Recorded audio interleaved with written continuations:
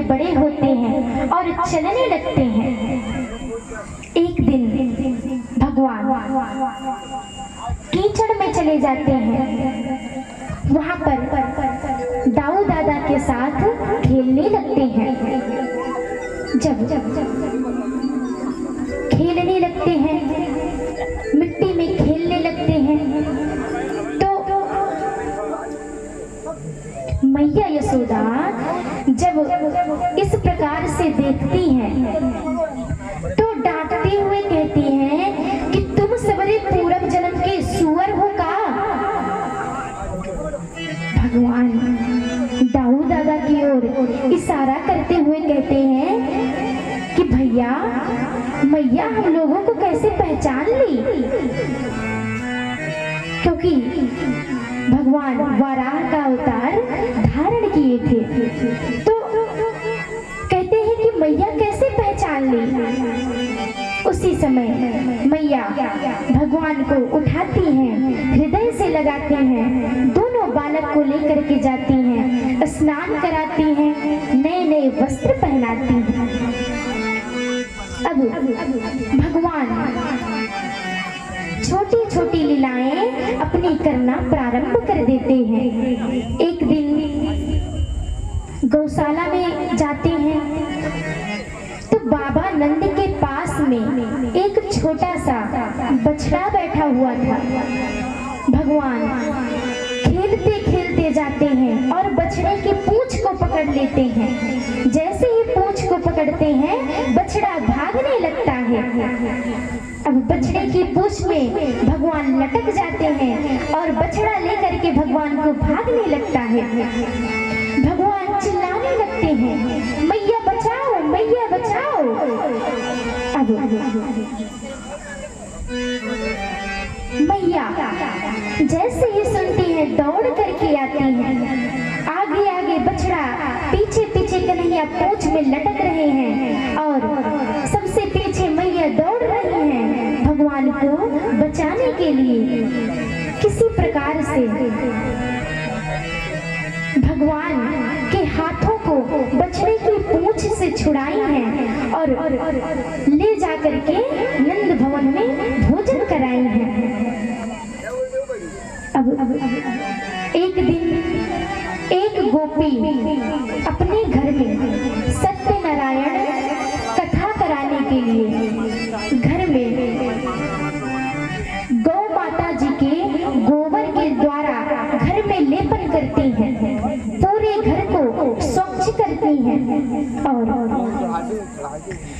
ले जाकर के 2 पीढ़े रखती हैं शालिग्राम जी को विराजमान करने के लिए। उसी समय भगवान 2 छोटे छोटे पिल्लों को लेकर के जाते हैं और पीढ़े पर बैठा देते हैं और गोपी से कहते हैं, भाभी देख तेरो देवता आए गए, ला कछु प्रसादी चढ़ा।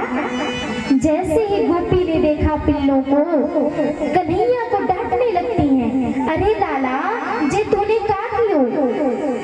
इतने में तो कन्हैया हो गए 9 2 11। भगवान वहां से चल दिए।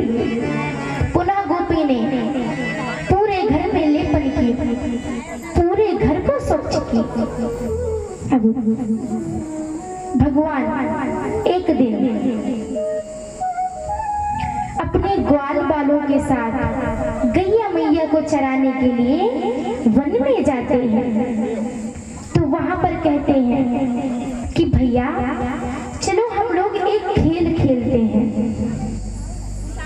अब ग्वाल बाल कहते हैं, लाला कौन सा खेल खेलोगे, बता तो सही। भगवान कहते हैं कि हम लोग चोरी चोरी खेलेंगे। श्री दामा ने कही कि तुम्हारे घर में भुखमरी पड़ राखी से के जो तो चोरी चोरी खेलेगो। भगवान कहते हैं, देखो मेरे घर में भुखमरी ना पड़ राखी, मेरे बाबा की 9 लाख गायें हैं, ठीक है। किंतु जे मधुमंगल आदि से पूछो तो जे एक ही बात कहें कि जितना भी घर में दूध दही होवे वाको मैया ले जाकर के मथुरा बेचावे, जो थोड़ा बहुत बचे बचे वही को हम लोग पावे। भगवान कहते हैं देख, यदि इनसे कोई पूछेगा कि तुम किसको मित्र हो, तुम्हारा मित्र कौन है, तो जे सबरी बताएंगे कि कन्हैया मेरा मित्र है, तो मेरी कितनी बदनामी होगी कि बताओ कन्हैया के मित्र हैं और दो दो हड्डी के है गए हैं। श्री दामा देख कैसे सबरे दो दो हड्डी के है गए। श्री दामा कहते हैं बात तो सही कह रहे हो, पर चोरी करेंगे कहां पर? भगवान कहते हैं कि देखो सबसे पहले सब लोग अपने अपने घर में चोरी करो, क्योंकि भगवान को लगा कि यदि मैं सबसे पहले गोपियों के यहाँ जा करके चोरी करूंगा, सबसे पहली बात तो ये जानने कि भगवान माखन चोरी की लीला को क्यों किया। तो एक तो इसलिए कि जितना भी गोकुल में दूध दही माखन होता था वो सब गोपियां ले जाकर के मथुरा बेचाती थी, कंस के यहाँ दे आती थी। तो भगवान को लगा कि जितना भी यहाँ पे गोरस हो रहा है वो सब गोपियां ले जाकर के मथुरा में दे आती हैं। वहाँ पे जितने भी दैत्य हैं, राक्षस हैं, वो लोग दूध दही माखन को खा करके खूब मोटे तगड़े हो रहे हैं, और यहाँ पे जो ग्वाल बाल हैं ये सब दो दो हड्डी के है जा रहे हैं। और दूसरा, जितनी भी ब्रज में गोपियां हैं वे सभी हमेशा दिन रात यही भगवान से मनाती थी कि एक बार कन्हैया मेरे घर में आए और मेरे हाथ से बनाई गई गोरस को पाए, मेरे हाथों से माखन को खाए। तो इसलिए भगवान माखन चोरी की लीला को करते हैं। अब जब ग्वाल बालों ने कहा कि माखन चोरी की जो लीला है उसको शुरू कहां से करें, तो भगवान विचार करते हैं कि यदि मैं सबसे पहले गोपियों के यहाँ जाकर चोरी करूंगा तो मैया यशोदा को ये लीला देखने को नहीं मिलेगी। मैया यशोदा को तो जीवन भर उलाहने ही सुनने पड़ेंगे कि तुम्हारा बेटा चोर है, तुम्हारे बेटे ने मेरे घर में माखन चुराया, आज मेरे यहाँ ऐसा कर दिया, ऐसा कर दिया।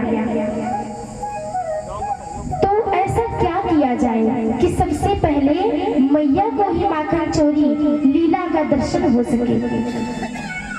तो भगवान सभी ग्वाल बालों से कहते हैं कि ऐसा करते हैं कि सब लोग सबसे पहले अपने अपने घर में चोरी करते हैं और देखते हैं कि रिजल्ट क्या आता है। जिस प्रकार से रिजल्ट रहेगा उसी हिसाब से फिर आगे हम लोग चोरी करेंगे। अब सभी लोग अपने अपने घर में जाते हैं, भगवान भी अपने घर जाते हैं, किंतु विचार करते हैं चोरी कैसे करें। तो दोपहर के समय भगवान सोचते हैं कि ये समय चोरी करने का सबसे अच्छा समय है। क्यों?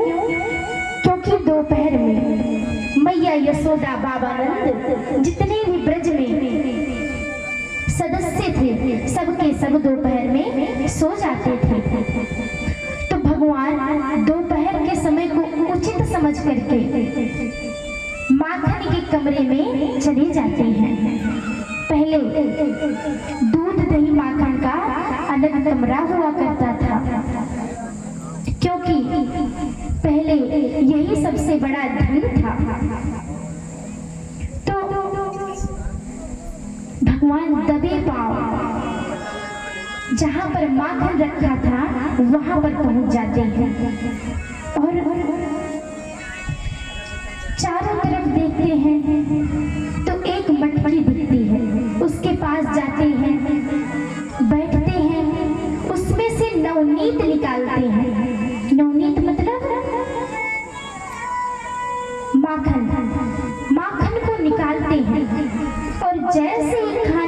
लिए चलते हैं तो आगे मणिमय स्तंभ में अपने आप को देखते हैं। मणिमय स्तंभ में, जिसको हम लोग शीशा कहते हैं, तो आगे शीशा रखा था, भगवान उसमें अपने आप को देखते हैं। पहली बार भगवान अपने आप को देख रहे हैं। कोई छोटा सा बालक पहली बार शीशा देखेगा तो क्या वो पहचान पाएगा कि मैं ही हूँ? नहीं, भगवान भी नहीं पहचान पाएगा। जैसे ही देखते हैं हाथ को पीछे कर लेते हैं, डर जाते हैं, विचार करते हैं कि मैया तो यहाँ पर एक छोरा को रखी है जो दूध दही की रक्षा कर रहा है। देख लाला, तुम मैया से मत बताना कि मैं माखन की चोरी कर रहा था, नहीं तो मैया मुझको बहुत मारेगी। और देख, मैं अकेले माखन नहीं खाऊंगा, तुझे भी साथ में खिलाऊंगा, पर तुम मैया से मत बताना। भगवान अपने हाथ को आगे करते हैं, जैसे ही आगे करते हैं तो उनका प्रतिबिंब भी हाथ को आगे करता है, क्योंकि जैसे हम करेंगे शीशे में तो वैसे ही दिखेंगे। प्रतिबिंब जैसे ही हाथ को आगे करता है तो भगवान कहते हैं कि अब आत्मा में ठंडक है गई। अरे भैया, तू तो मुंह से भी बड़ा चोर निकलो, तूने तो पहले से ही माखन ले रखो है। भगवान जब इस प्रकार से बातें करने लगते हैं तो मैया जग जाती हैं। अंदर से, रूम के अंदर, कमरे के अंदर से आती हैं बाहर, और जब दूध दही के कमरे में जाती हैं तो वहीं पर रुक जाती हैं, भगवान की बातों को सुनने लगती हैं। भगवान कहते हैं कि ले, तू भी आधा माखन खा ले, मैं भी खा लूंगा, पर मैया से मत बताना। जब भगवान की पूरी बात समाप्त हो जाती है तो मैया आवाज लगाते हैं, अरे कन्हैया, ओ कन्हैया, कहाँ हो? भगवान डर जाते हैं, बोलते नहीं है। तब तक मैया कमरे के अंदर आ जाती हैं और कहते हैं, लाला, तो यहाँ क्या कर रहे हो? भगवान कहते हैं, मैया देख, मैं माखन को लोभ ना है, मैं माखन की चोरी करने ना आयो। माता का एस नवनीतम इदम तो दियम, मोहे माखन को लोभ ना है, पर मैया मैंने विचार किया कि तू इतनी मेहनत से माखन बनाती है तो कोई आके खा ना ले, इसलिए मैं यहाँ पर आके माखन की रक्षा कर रहा था। और मैया, तेरे घर में ना एक चोर घुस आयो है, तेरे घर में एक चोर घुस आयो है। मैया, मैं वहां से बोलूं कि तुम माखन की चोरी काहे कर रहे हो? तो वाने मुझसे कही कि मैं चोरी करूंगा। अब भगवान विचार करते हैं कि वो कुछ कहने पाए उससे पहले ही मैं अपनी ओर से सफाई दे दूं। आजकल हम लोग भी ऐसे ही करते हैं, कोई गलती हो जाती है दो लोगों के बीच में तो पहला कहेगा कि गलती उसकी है और वो कहेगा गलती उसकी है, कोई अपनी गलती को स्वीकार नहीं करते। भगवान कहते हैं, मैया मैंने वहां को मना किया कि देख तू चोरी ना कर, तुम्हें माखन चाहिए तो मैया से जाके मांग ले, मैया तुम्हें माखन दे देगी, तू चोरी ना कर। पर मैया वो मेरी एक भी बात ना सुनी, मैं नंद राय को छोड़ो, वो कालो कलूटे से छोड़ो, मेरे ही घर में मुझे ही आंख दिखाए रहो। मैया कहती है, लाला वो चोर है कहाँ, मुझे चल के उससे मिलाओ। भगवान मैया के हाथ को खींचते हुए लेकर जाते हैं और शीशे के सामने खड़े कर देते हैं। देख मैया, ये रहो वो चोर। मैया बड़े जोर से हंसती है, गोद में उठाती है और कहती है, लाला, ये जिसको तू बता रहा है ना, ये तो खुद ही है। भगवान कहते हैं, क्या मैया? ये मैं ही हूँ। मैया कहती है, हाँ लाला, तू ही है। मैया भगवान को गोद में उठाती है और कहती है कि देख, मैंने तुझे गोद में उठाया तो उसकी माँ ने भी उसे गोद में उठाया। भगवान कहते हैं, हाँ, लेकिन जो मैं हूँ वही तो वो भी है ना। तब भगवान समझते हैं। मैया कहती है, लाला, इसमें अपना ही प्रतिबिंब दिखाई देता है। मैया बड़ी प्रसन्न होती है, पूरे ब्रजमंडल में जाकर के एक एक घर में जाकर के बताती हैं कि आज मेरे लाला ने अपने ही प्रतिबिंब से बातें कर ली। और इसी बीच में मैया ये तो पूछना ही भूल जाती हैं कि जो चोर था वो कहाँ गया। मैया बड़ी प्रसन्न होती है। अब भगवान को लेकर के घर आती है। दूसरे दिन जब भगवान अपने ग्वाल वालों के पास गए, गैया चराने के लिए ग्वाल वालों के पास में गए, तो सबसे पूछते हैं कि सब लोग बताओ कि तुम लोगों ने चोरी कैसे की। सब लोग अपनी अपनी बात बताते हैं। एक ने कही, लाला, जीवन में पहली बार चोरी की है, चोरी करते पकड़े गए। मैया ने ऐसी मार लगाई कि सबरी पीठ लाल हो गई। भगवान कहते हैं, तुम सबने चोरी की और चोरी करके पकड़े गए। एक ने कही, लाला, हमारे बाप दादा ने भी कभी चोरी ना की, जा कारण हम लोग पकड़े गए। लाला, ऐसी मार पड़ी है ना कि अब मन करता है जीवन में कभी चोरी ना करूंगा। भगवान कहते हैं कि तुम सब चोरी किए पकड़े गए, अरे मुझे देखो, मैंने चोरी किया और पकड़ा भी नहीं गया। तो आज से प्रशिक्षण चालू।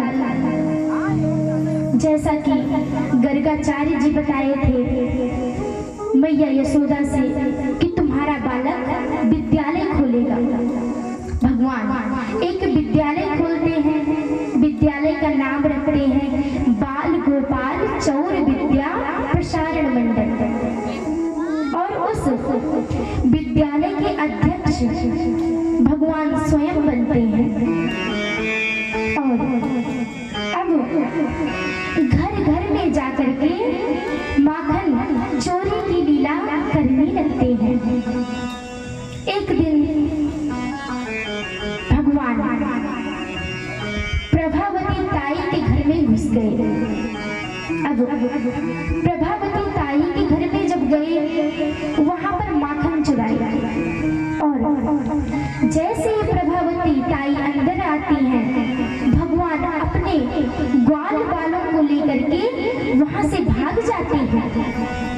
प्रभावती ताई नंद भवन में आती हैं। मैया यशोदा से बताती है कि तुम्हारा लाला चोरी करता है। मैया नहीं मानती, कहती है मेरे घर में दूध दही माखन की कमी थोड़ी ना है जो मेरा लाला चोरी करेगा। अब भगवान चोरी